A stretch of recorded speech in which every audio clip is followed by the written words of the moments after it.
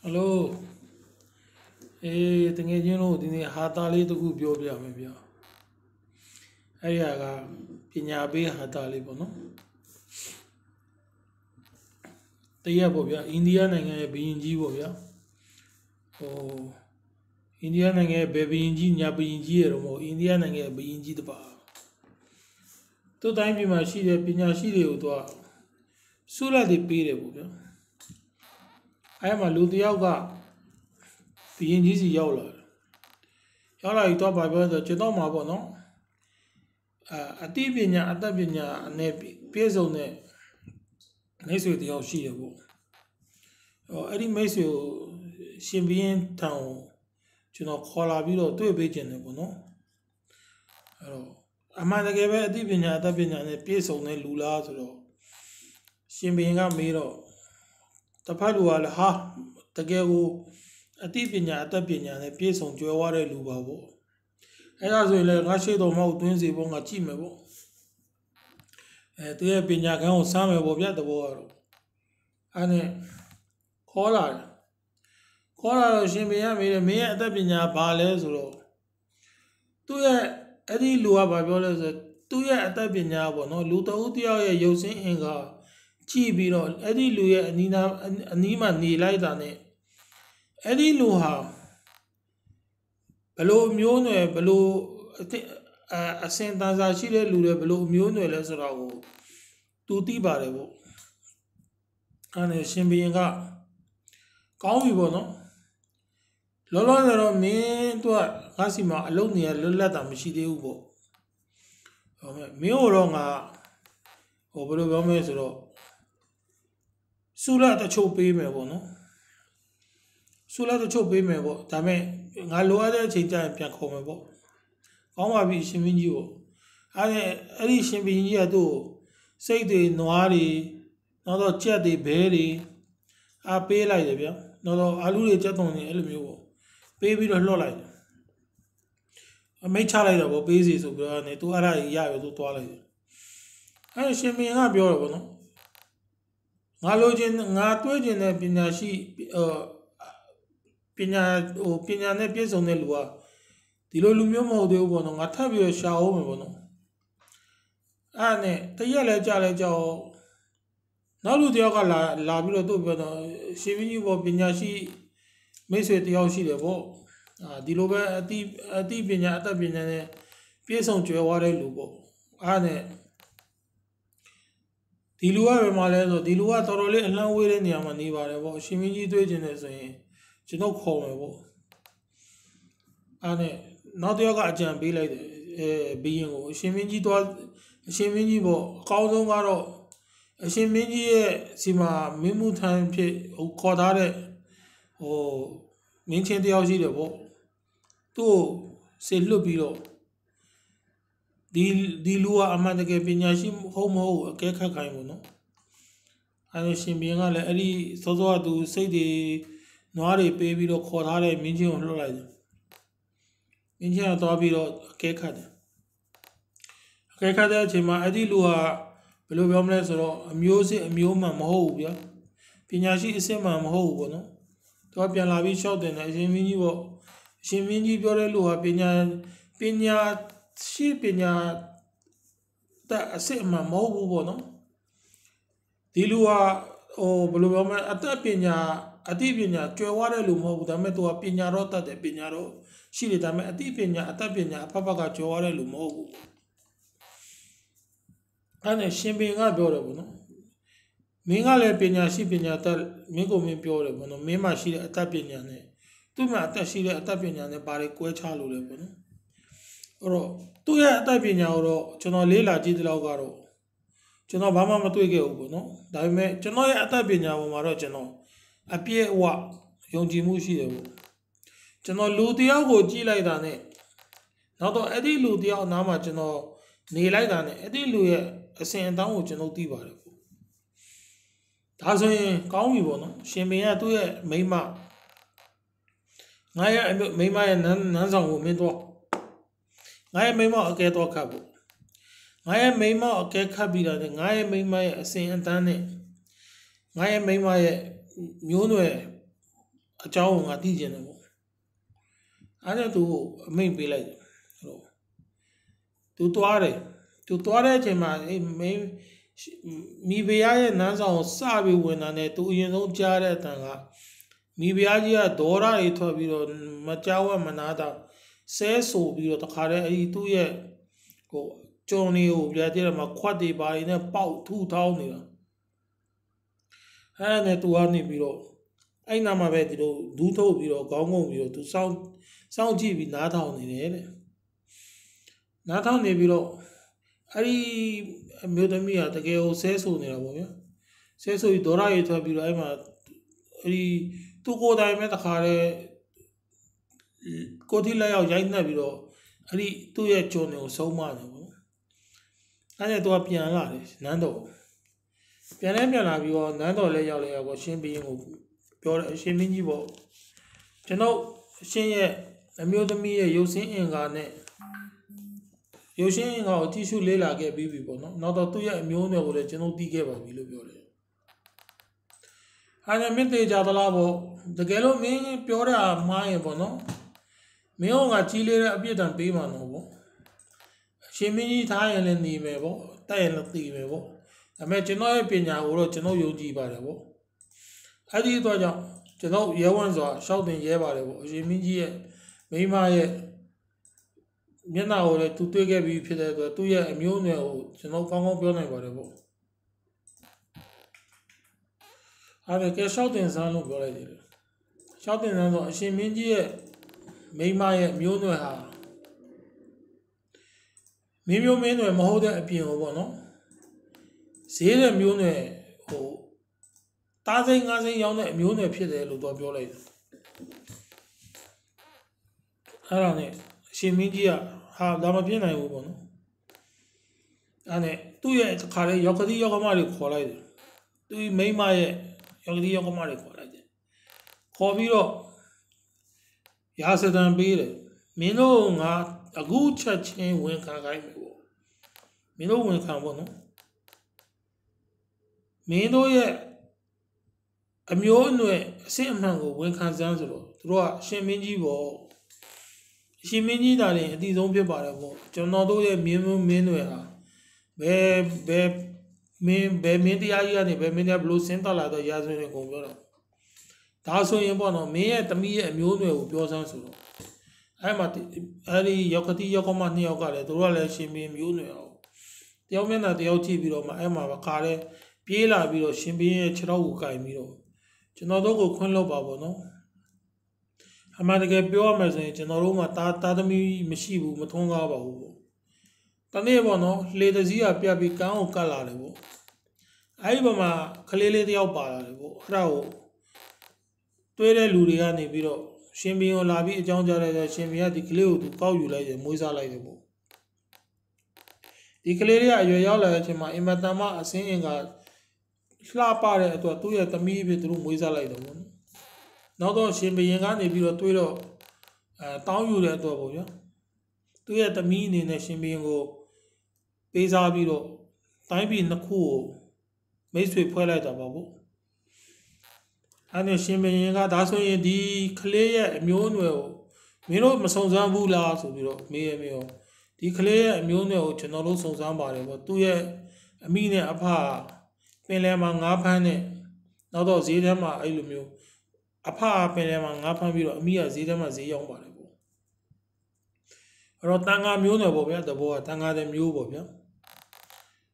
အဲ့မှာရှင်ဘင်းကနေပြီးတော့တခါထပ်ပြီးတော့အဲ့ဒီသူခေါ်ထားတဲ့မင်းချင်းပေါ့ဗျာမင်းချင်းကိုစုတော့လက်တော်ဆိုပြီးတော့တခါတည်းနွားတွေစိတ်တွေကြက်တွေဝက်တွေဘဲတွေခါရဲပေးတာဗျာပြီးတော့အဲ့အာလူကြက်တုံတွေဘူးသီးတွေခရမ်းသီးတွေအဲ့လိုမျိုးပေါ့နော်အများကြီးပဲပေးလိုက်တယ်အဲ့ရှင်ဘင်းကအဲ့လိုပေးလိုက်ပြီးတော့နောက်တရက်ရှင်ဘင်းကဒီကောင်ကိုတခါထပ်ပြီးတော့ပညာစမ်းမယ်ပေါ့ရှင်ဘင်းကတော့ငါရှိကိုဝင်စမ်းလို့ခေါ်လိုက်တယ်အဲ့ဒါရောက်လာတဲ့ရှင်ဘင်းရှိကိုရောက်လာရှင်ဘင်းကပဲကဲဒီတခါတော့မင်းငါမိမရဲ့အိုရင်းကိုမင်းဖော်ထုတ်တာမှန်ကန်တဲ့အတွက်မျိုးငါစုတော်လက်တော်တွေအများကြီးပေးပြီးပေါ့နော်ဒီတစ်ချိန်မင်းငါရဲ့ ကျင်လက္ခဏာကိုကြည့်ပြီးတော့ငါရဲ့ဆွေတော်မျိုးတော်တွေငါရဲ့ဟိုရင်းကိုဖော်ထုတ်ဆန်းဖို့ပြောဆန်းဆိုဖို့ရှောက်တင်ဆန်းဖို့လို့ပြောတော့အတင်မင်းကြီးပေါ့အရင်ဆုံးအတင်မင်းကြီးအနေနဲ့ကျွန်တော်ကိုအာမခံချက်တစ်ခုပေးရမယ်ပေါ့တကယ်လို့ကျွန်တော်အတင်မင်းကြီးရဲ့အကြောင်းကိုဖော်ထုတ်ပြီးဆိုရင်ကျင်မင်းကြီးရဲ့မျက်နှာကျင်လက္ခဏာကြည့်ပြီးအရှင်မင်းကြီးရဲ့အကြောင်းကိုဖော်ထုတ်ပြီးဆိုရင်အရှင်မင်းကြီးကျွန်တော်ကိုအသက်ချမ်းသာပေးမယ်ဆိုတဲ့ဂတိကိုပေးပါပေါ့အဲကောင်းပြီငါပေးမယ်ပေါ့ဒီတိုင်းပေးလို့မရဘူးအရှင်မင်းကြီးပေါ့နော်မင်းမာဂတိလူမာသစ္စာဆိုတဲ့အတိုင်းပေါ့နော်အရှင်မင်းကြီးအနေနဲ့ဂတိကဝိအနေနဲ့ဒီမင်းချင်းတွေအားလုံးရဲ့အရှိမပညာရှိမှုမှဒီမင်းချင်းတွေအားလုံးရဲ့အရှိမကျွန်တော်ကိုယ်တိုင်လက်မှတ်ထိုးပြီးတော့ဒီစာချုပ်လက်မှတ်ထိုးပေးပါဘူးကျွန်တော်ရဲ့အတက်ကိုမတတ်ပါဘူးဆိုတော့ကောင်းပြီပေါ့မင်းဘက်ကအဲ့ဒါလောက်တောင်းဆိုနေမှာငါပေးမယ်ပေါ့ငါလည်းတိတ်သိကျင်နေပြီပေါ့ငါအကြောင်းကိုမင်းဘာပြောမလဲဆိုတော့အဲ့ရှင်မင်းကပေးလိုက်တယ်သူကစာချုပ်ကိုင်နေပေါ့အရှင်မင်းကြီးတဲ့အရှင်မင်းကြီးဟာတဲ့ရှင်ဘင်းတယောက်ဖြစ်ပေမဲ့အရှင်မင်းကြီးကအရှင်ဘင်းမျိုးနွယ်ကမဟုတ်ဘူးတဲ့အရှင်မင်းကြီးဟာတဲ့လေလုံသားလေသမားသားသမီးနော်ကိုင်းလေဆိုင်တဲ့သားသမီးဒါမှမဟုတ်ရင်ဒီအတီးအနှံဆိုင်ပြောတဲ့အမျိုးနွယ်ကိုင်းချန်လုံသားပေါ့ဗျာအဲ့ဒီရဲ့အမျိုးနွယ်သာဖြစ်တဲ့အရှင်မင်းကြီးကဘယ်တော့မှရှင်ဘင်းတွေးပါတဲ့ရှင်ဘင်းတွေးမဟုတ်ဘူးဗျနော်ရာဇတွေးမဟုတ်ဘူးပေါ့ရှင်ဘင်းကြီးရဲ့ကျင်လက္ခဏာတည်ကြပြီကျင်မင်းကြီးကရာဇတွေးမဟုတ်ဘူးပေါ့နော်အဲ့ဒါရှင်ဘင်းကြီးကအဲ့ဒီချိန်မှာအဲ့ဒီတင်ကြတော့တော်တော်စိတ်ပြတ်သွားတယ်အဲ့ဒါမင်းဘလို့ပြောလိုက်တာလဲပေါ့ငါမွေးကလေးရပေါ့နော်ရွှေပကတ်ပေါ်မှာကြီးပြီးတော့ရွှေပကံရွှေစုံနဲ့စားပြီးတော့ဒီမင်းချင်းတွေအားလုံးရဲ့လက်ပေါ်မှာကြီးလာတဲ့ဟိုရင်းပေါ့တူးတဲ့တော့တပါးတဲ့တော့ဒီနန်းတော်ထဲမှာတူးတဲ့တပါးတဲ့မင်းသားဘင်းပြက်လာတယ်ကောအဲ့နဲ့သူ့ရဲ့ဖေနဲ့သူ့ရဲ့အမေကိုခေါ်ဖခင်နဲ့မိခင်ရှေ့တော်ကိုတွင်းစီဆိုသူဖေနဲ့မေရောက်လာအဲ့နဲ့အဖေနဲ့အမေကိုပြောတော့အဖေနဲ့အမေဝန်ခံခိုင်းတယ်အဖေနဲ့အမေအမှန်ကိုပြောပါပေါ့နော်မဟုတ်ရင်ကျွန်တော်ဒီတတ်အရင်းဖြစ်တော့မှာမဟုတ်ဘူးကျွန်တော်တီးပြစေဆိုတော့အဲ့နဲ့အဖေနဲ့အမေကလည်းသူတို့ဟိုရင်းအတိုင်းပေါ့ဗျာကျိန်ဆိုပြီးတော့ပြောအဲ့မှာဖေနဲ့အမေကဝန်ခံလိုက်တယ်ဟုတ်ပါတယ်တဲ့ငါတရက်တိုင်းကလှဲ့လေနေရင်းနဲ့ပေါ့နော်တရက်တိုင်းကလှဲ့လေနေရင်းနဲ့ဗျာမှားပြီးတော့ကိုင်းချန်လုံသားလင်မယားမြောက်ကိုတော့မှားပြီးအပြစ်ပေးမိတယ်ရှင်ဘင်းကလွဲမားဆောင်နဲ့အပြစ်ပေးပြီးတော့တပ်ပလိုက်ပြီဗျာတပ်ပလိုက်တယ်မှာကလေးတယောက်ကျန်ခဲ့အဲ့ဒီကလေးလေးကလူမမဲကလေးဗျာနိုးစုပ်ကလေးလေးတယောက်ကျန်ခဲ့အဲ့ကလေးကိုရှင်ဘင်းကယူလာပြီးတော့သူမွေးစားတာမွေးထားနေတဆင့်ဒီကလေးကရှင်ဘင်းဖြစ်သွားတာအဲ့တော့ရှင်ဘင်းကအံ့ဩတယ်ပေါ့နော်မင်းဟာပေါ့နော်ငါတိုင်းပြည်ကိုအခုမှရောက်တဲ့လူပေါ့နော်တော့ငါရဲ့ဟိုအတိတ်ဘဝအမျိုးနဲ့မင်းဘယ်လိုလုပ်သိရအကြောင်းလဲရှင်ဘင်းကြီးရဲ့ဘယ်ဘရင်မဆိုပေါ့နော်မင်းချင်းတွေကိုတိုင်းသူပြည်သားတွေကိုဆုလက်ပေးရင်ယတနာတွေကိုပဲပေးပါတယ်တဲ့ရှင်ဘရင်တို့မိသည်ပေါ့နော်ယတနာရွှေကြောက်ဇယ်တောက်ပြီးကစားပြီးကြီးလာတဲ့ရာဇတွေရာဇပလင်မှာထိုင်မဲ့ရှင်ဘရင်တို့သည်တဲ့မင်းချင်းမူးမတ်မိမိရဲ့ကျွန်းတော်ဆွေတော်တွေကိုဆုလက်ပနာပေးတဲ့ချိန်မှာတဲ့ရွှေငွေယတနာကိုသာသူ့ရဲ့အာယုံထဲမှာရှိတယ်တဲ့သူ့ရဲ့အာယုံထဲမှာတဲ့နွားတွေကြက်တွေလယ်တွေကိုင်းတွေဟာလားဘူးကြီးတွေခန်းကြီးတွေသူ့ရဲ့အာယုံထဲမှာမရှိဘူးတဲ့ရှင်ဘရင်ရာဇပလင်မှာထိုင်တော့ရှင်ဘရင်အစစ်အမှန်ရဲ့ဇာတိတွေးဇာတိမှန်မှာဘယ်တော့မှဒီစိတ်တွေတိုးတွေကျွဲတွေနွားတွေဟိုဆုလက်အဖြစ်ပေးတဲ့ပေးရထုံးစံမရှိဘူးပေါ့နော်ရှင်ဘရင်ကြီးကပထမတစ်ချိန်ကျွန်တော်ကိုဆုလက်စပြီးတော့တွေးတဲ့အချိန်မှာမင်းချင်းတွေကဒီသူဟာဘလို့အစွမ်းတတိရှိတယ်ဆိုပြီးတော့ပညာတတ်ပါလို့ပြောတဲ့အချိန်မှာအရှင်မင်းကြီးကဆုတော်လက်တော်ချီးမြှောက်ပြီးတော့ကျွန်တော်ကိုမင်းချင်းရာသူပေးတဲ့အချိန်မှာ နွားတွေစိတ်တွေကျွဲတွေဟုတ်လားပေးခဲ့တယ်ပေါ့ဒုတိယတစ်ချိန်ပညာရှိတယောက်နဲ့သွားပြီးပညာပြိုင်ကမ်းဖွင့်တဲ့အချိန်မှာလဲကျွန်တော်ဘောဘူးဒီတွေခန်းဒီတွေတခွားတွေအဲ့လိုမျိုးပေါ့အတီးနှံတွေစွန့်ကြဲပြီးတော့ကျွန်တော်ကိုချီးမြှောက်ခဲ့တော့ဗောနော်တတိယအချိန်အသင်ရဲ့မိန်းမအကြောင်းကိုကျွန်တော်ဖွင့်ဆိုတဲ့အချိန်မှာအသင်ဟာအားရခြင်းနဲ့ဆိုပြီးကျွန်တော်ကိုလဲတွေမြေတွေကျွဲတွေနွားတွေနောက်တော့အတီးနှံအစုံချီးမြှောက်တယ်ဗောနော်ယခုနောက်ဆုံးအချိန်အသင်ရဲ့